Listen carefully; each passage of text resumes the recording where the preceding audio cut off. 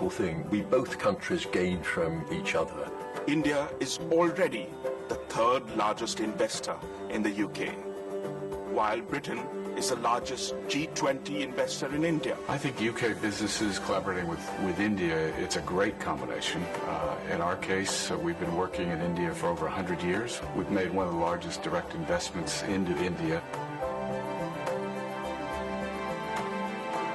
I think this is a great time to elevate the India-UK economic interactions, whether it is investments, whether it is trade, and whether it is other economic contacts. 2/3 of the Indian population is under 35. There are 1 million new people coming into the workforce every month. That creates huge amounts of energy, which has got to be good for growth and got to be good for business.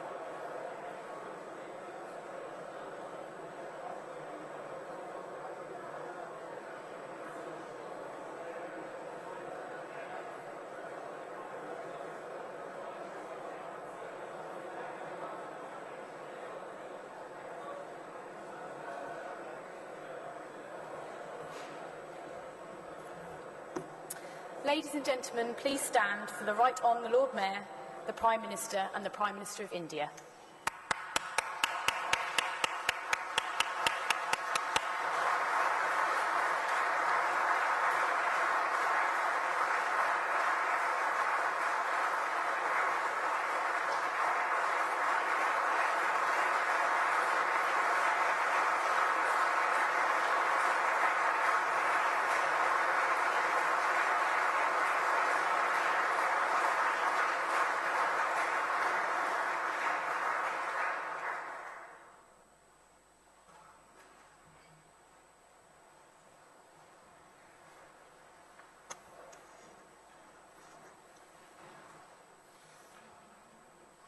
Prime Ministers, ladies and gentlemen, it is an honour to welcome Prime Minister Modi to the city and host him in the Guildhall's magnificent Old Library, which dates back to the 19th century.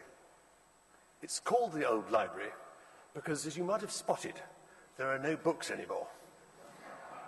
They moved elsewhere to make space for events of national significance, events like this.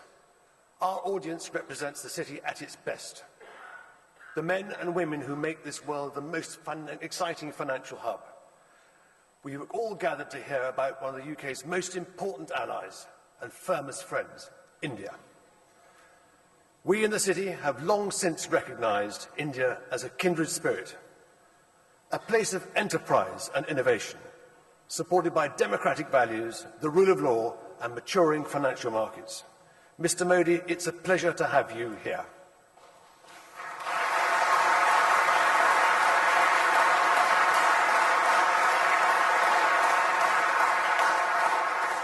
Now I have great pleasure in handing over to the UK Prime Minister, David Cameron, who will now get the events underway. Thank you very much.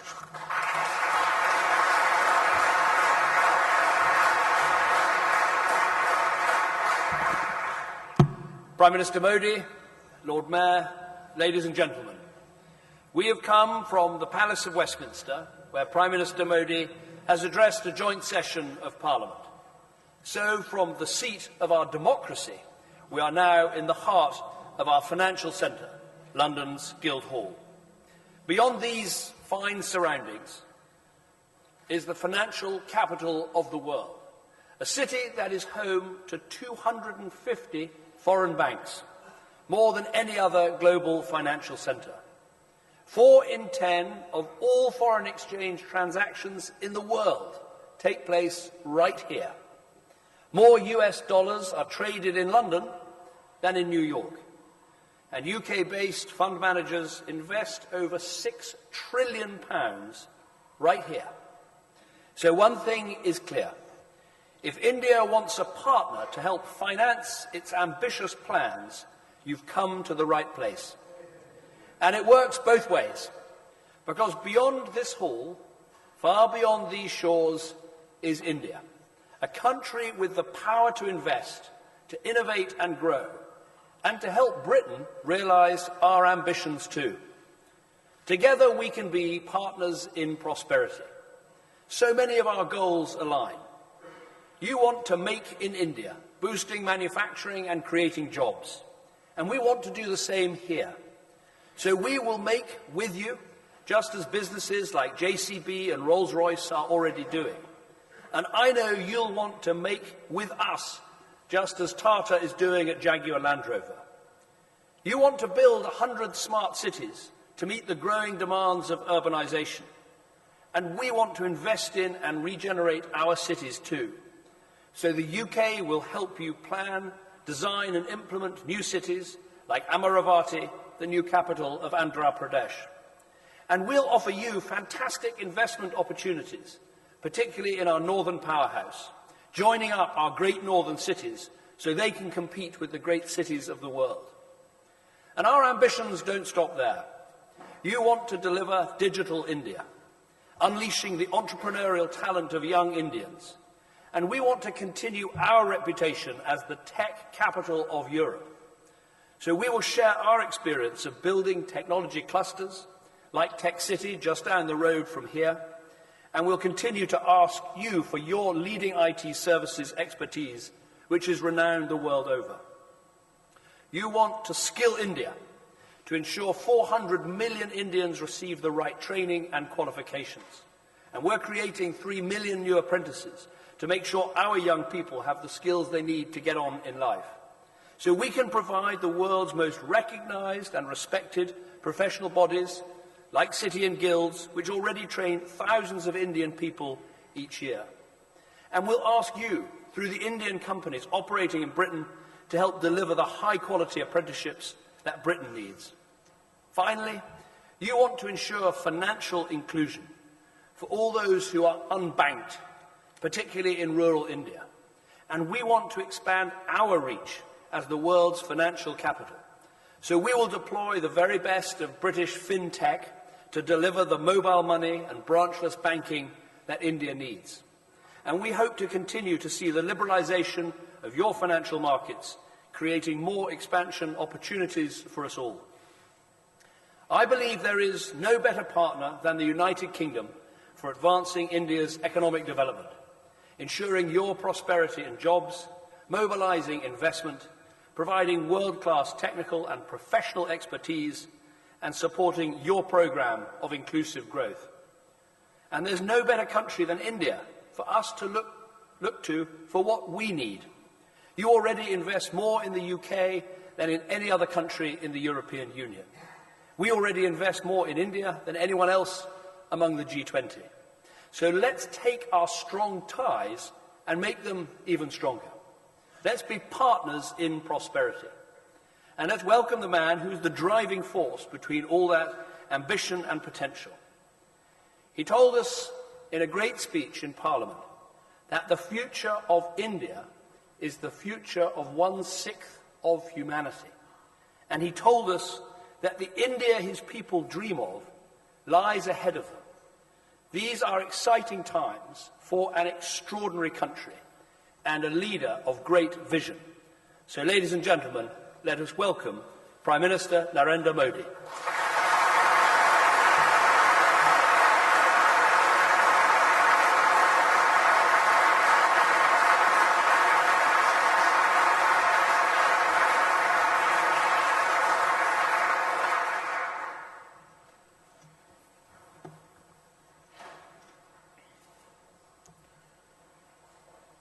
Your Excellency, Mr. David Cameron, Honourable Mr. Alan Yarrow, the Lord Mayor of London, ladies and gentlemen, it is a great pleasure for me to be with you this evening.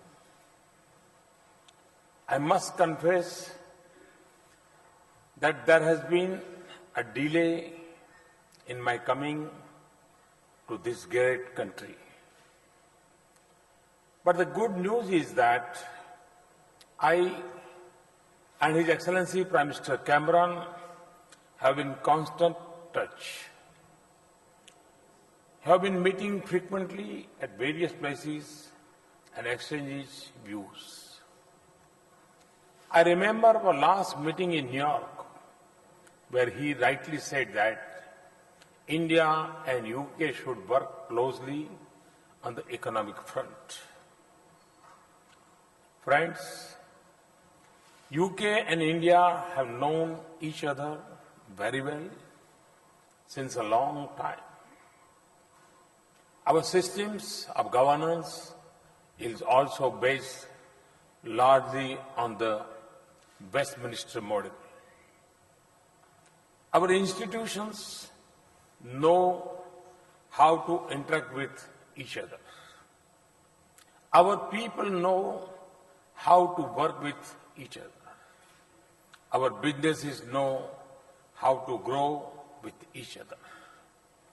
That is the reason that UK is among India's major trading partners. UK is also the third largest foreign investor in India. And I must add, this is not one-sided. India has emerged as the third largest force of FDI for UK. However, there is significant potential for India and UK to further strengthen their economic ties. We have to effectively leverage the mutual understanding which is there for each other. We are particularly keen to develop the sectors where UK is strong. We are working hard to create conducive conditions for this engagement. A strong Indian community here keep pushing us for better and better integration with UK. Friends, since my government took over, we have been working relentlessly to put the economy on track. Particularly, we have worked very aggressively to make India an easy and simple place to do business. We believe that this is necessary for improving the lives of ordinary citizens in India. The results of our hard work are now visible. IMF chief has recently said that India is among the few bright spots in global economy today. Our growth rate in the last year was 7.3%. The World Bank has very recently projected our growth rate at 7.5% for this fiscal and even better in the coming years. Thus, we are fortunate to be sailing in the right direction. In the World Bank report of 2016 on ease of doing business, India has moved up by 12 ranks at one go. No other major economy has made such a big improvement. We are also committed to take these corrections at the state, district and city level. States are moving hand in hand with the federal government in this task in the spirit of cooperative and competitive federalism.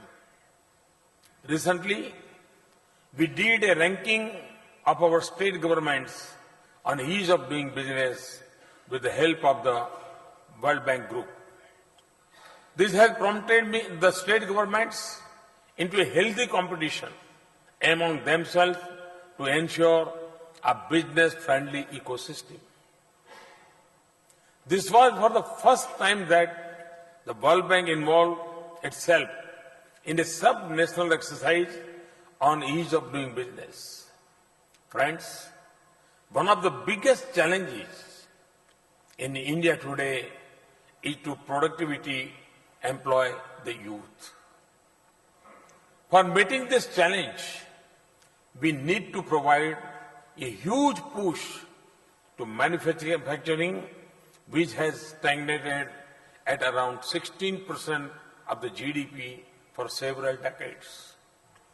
The share must reach around 25% in the short and medium term. With this in view, we have launched the Make in India initiative.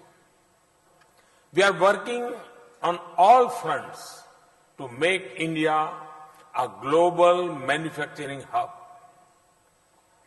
To achieve this objective, apart from vigorous exercise for ease of doing business, we have fast-tracked approvals and clearances for industry and infrastructure.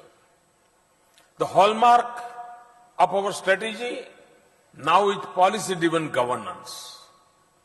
Measures like transparent auction and allocation of key natural resources like coal, spectrum, iron ore have created a level playing field for investors.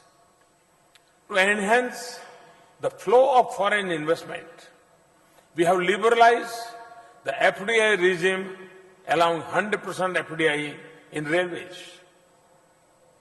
We have enhanced the FDI limits to 49% in defense and insurance. We are also conscious of the last mile operational issues in such policies. In that spirit, early this week, we have carried out substantial changes in the FDI regime across 15 sectors. To give an example, now there are simply no restriction in the FDI policy for construction sector. Similarly, very radical liberalization has been done in sectors like plantation, e-commerce, and single brand retail. Moreover, we have now brought most of the FDI proposals under the automatic route. With this round of reforms, I can say that India is among the most open countries for foreign investments. Infrastructure is another big challenge for India. We are keen to build futuristic physical and social infrastructure. Through self-imposed discipline in financial management, we have been able to allocate more resources for infrastructure sectors. In addition, we are setting up an India Investment and Infrastructure Fund. We have targeted an annual contribution of $3.5 billion into this fund from our own resources. We are putting in place a professional team for asset management. We have also come up with the mechanism of tax-free infrastructure bonds for projects in rail, road, and other sectors. We will work together with the British government, industry, and the financial market to deepen our relationship and harness their interest in India's infrastructure. Very soon, these bonds will become strong instruments for engagement between our financial markets. Friends, there were a number of regulatory and taxation issues which were adversely impacting on the sentiments of foreign investors. We have taken a very decisive steps to remove a number of long-pending concerns. To give you some example, we have expedited regulatory clearances, including security and environmental clearance. We have increased the validity period of defense industry licenses up to 18 years from 3 years previously. We have taken almost 60% of the defense items out of the licensing process and liberalized a number of restrictions like end-use certificate for the exports. We have clearly articulated that we will not resort to retrospective taxation and demonstrated this position in a number of ways. This includes not going for imposition of minimum alternate tax of FPIS. We have introduced the concept of composite sector caps for the FPIs and other foreign investors. We have notified the regulations for the alternative investment funds. We have rationalized the capital gain tax regime for real estate investment trusts. We have modified the permanent establishment norms. We have also decided to defer the implementation of the general anti-avoidance rules for 2 years. We have introduced the GST bill in Parliament. We are hopeful to roll it out in 2016. We are working on a new bankruptcy code. The company law tribunal is soon going to be formed. Friends, we want to make sure that our tax regime is transparent and predictable. We are also keen to see that genuine investors and honest taxpayers get quick and fair decisions on tax matters. As a result of our initiatives, the sentiments for private investment and inflow of foreign investment have turned positive. FDI inflows have gone up by 40% compared with previous year's corresponding period.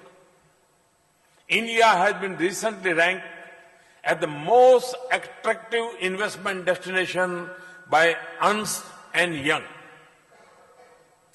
In a ranking of the top greenfield investment destinations, in the first half of 2015, India is at number 1.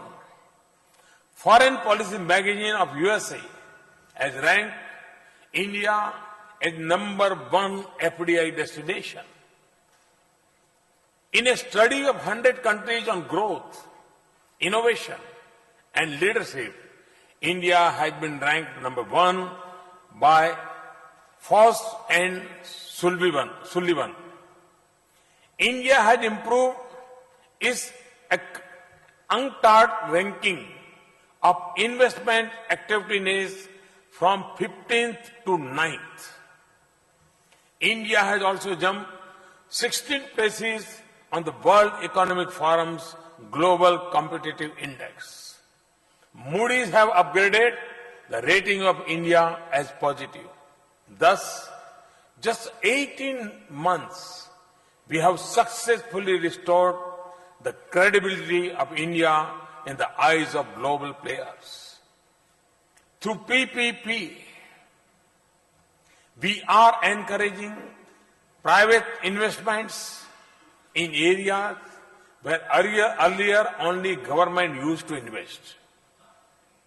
We are also divesting our stake in the public sector enterprises to instill market discipline. We are keen to learn from your experience in structuring and implementing PPP projects. I am personally convinced and want to assure you that India is committed to protect intellectual property rights of all innovators and entrepreneurs. We have taken several initiatives for transparency and online processing in IP administration. A comprehensive national IPR policy is being finalized. Friends, we want your active involvement in translating our dreams into reality. Our commitment and aggressiveness to achieve the goal in a faster and effective manner offers immense opportunities to British companies. These opportunities range from building 50 million houses to setting up 100 smart cities, modernization of railway network, and redevelopment of station to new railway corridors. Generation of 175 gigawatt of renewable energy to transmission and distribution networks. From national highways and bridges to metro rail networks. Such a huge potential for creation of infrastructure and production of goods will not be available in any other country. More importantly, no one place on the earth can offer the potential for usage and consumption on such a massive scale. We are trying to harness this potential through our policies and people. The campaigns like Digital India and Skill India are designed to prepare the people to take part in this process. To tap their energy fully, we have also launched the Startup India campaign. We have witnessed massive growth in the number of startups in the recent past. Some of these have already begun to challenge established global players. Friends, India is on the threshold of a big IT revolution. We are encouraging it to fast-track the services to our 1.25 billion people. New technology and renewable energy is our new mantra. Whatever we do, we'll do in a cleaner and greener way. Energy efficiency, water recycling, waste to energy, clean India, and river cleaning are among those initiatives. These initiatives provide additional avenues for investment in modern technology and human resources. Ours is a country of the vibrant youth and a rising middle class. There is a huge domestic market in India. I have been saying that 3 Ds of democracy, demography, and demand is our basic strength.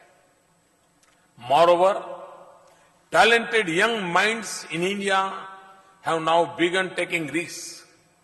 They are preferring to become entrepreneurs. Thus, we have moved forward from D to E, which is entrepreneurship. Friends, necessary condition for take-off the Indian economy we have been created.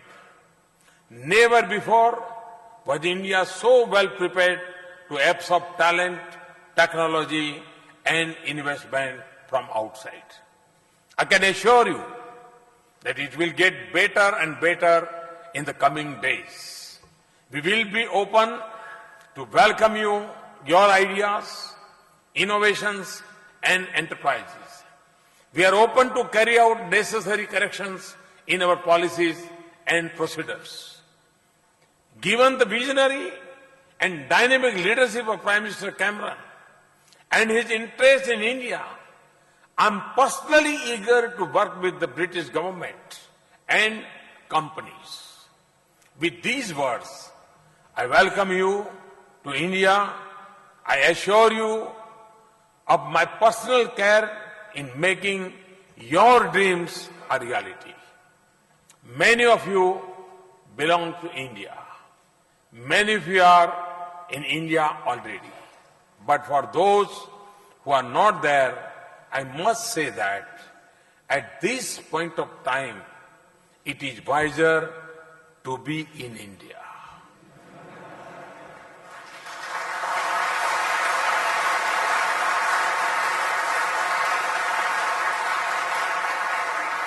Further, we are making it easier to invest in India.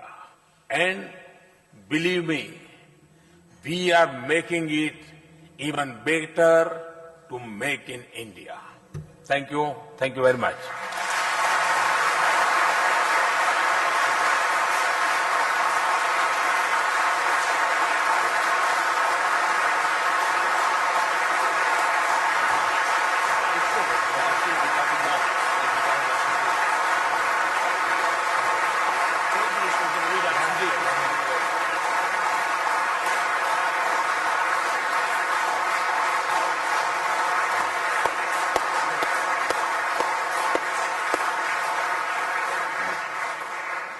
Prime Minister, I hope you sense from the warmth of the response, the applause in this room, how incredibly welcome you are in this great city, in this United Kingdom.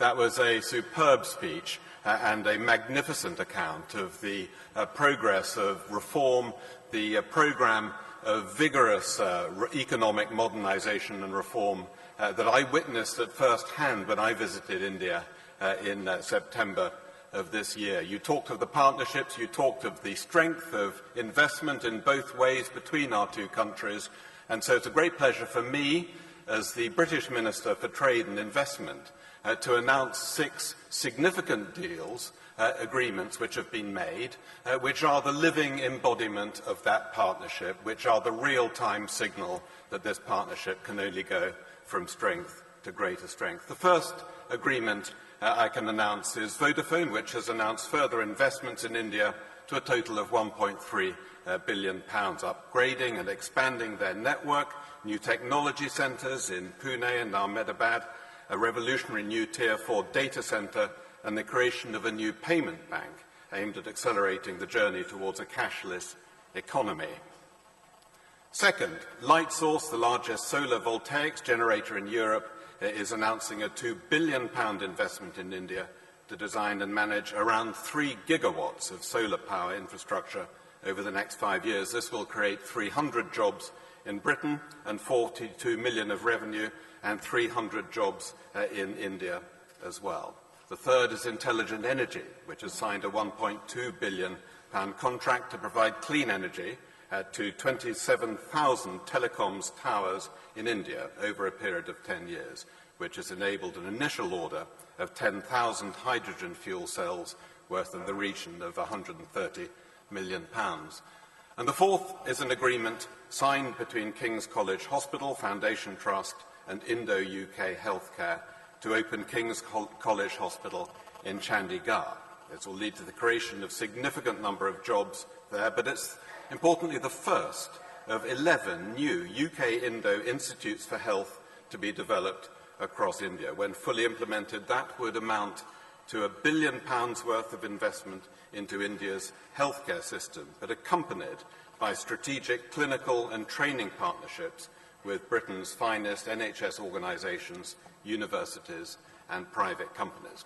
And the fifth agreement is Indiabulls, who've announced an investment of £66 million in the British start-up bank Oak North. It's a recently authorised bank providing lending to British entrepreneurs and small businesses. This equity investment will allow Oak North to increase its lending to British growth SMEs to over £500 million, supporting entrepreneurs and driving further job creation and growth in the British economy.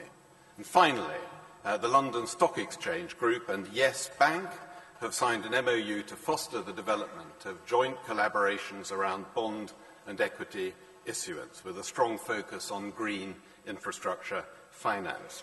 Both of these institutions will use their complementary strengths to facilitate access to capital raising both in London and in India for Indian entities, and will work jointly on the development of a wide range of new products. Through this collaboration, both parties also show their commitment to the promotion of products and platforms supporting green finance, and with market conditions permitting, Yes Bank plans to list a green bond of up to 330 million through medium-term notes in the course of next year. So please give a round of applause to these agreements which mark a significant step forward.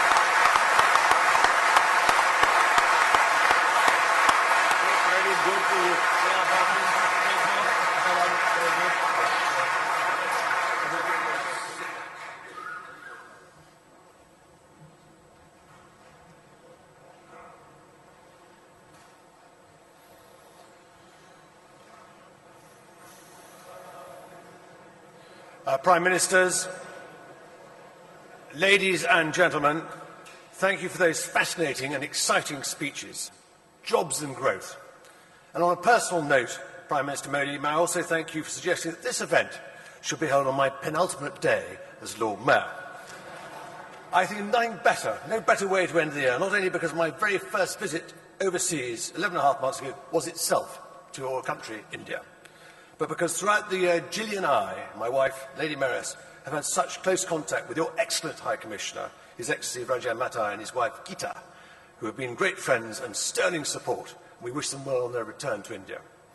Mr. Modi, it is immensely reassuring to hear you give such an optimistic take on the UK-India partnership, which is of crucial importance to both our countries. If you want proof of that partnership, if you go down to Kensington and visit the V&A Museum, which is in the middle of its finest exhibition this year, and in many years. Its Fabric of India is the title. It shows the development of India's exquisite textiles and how they're traded across the world, becoming the highlight and height of fashion here in London. From remnants of 2,000-year-old blanket to avant-garde fashion, the exhibits are coveted all over the world. And though tech may rival textiles in the modern Indian economy, the trading links between our countries, whilst as strong as ever, need to get stronger, as you've mentioned. That's why the city views India as a priority market. Through our offices here and in Mumbai, the City London Corporation has worked with India for well over a decade. Guided by experts from across India's financial services sector, they've helped us to create links on everything from regulatory reform to financial innovation. But the close link between India and the city is nothing new. Just across the road, the branch of the State Bank of India, which dates back almost 100 years. In 1956, we welcomed your predecessor, Prime Minister Nehru, who dined at the Mansion House after being presented with the freedom of the City of London. But our links go back even further than that, intertwined with shared principles of respect for democracy and the rule of law. India has one of the world's most progressive constitutions in the world. And in 1215, it is the 800th anniversary of what might be called the UK's very own progressive constitution, the Magna Carta, which celebrates the 800th anniversary this year. And it's my pleasure that City Corporation is today displaying our very own copy of Magna Carta in honour of your visit, Prime Minister. Because throughout your time in office, you too have pursued progress. I saw in December India's economic growth had fed by creation of a far more open business environment.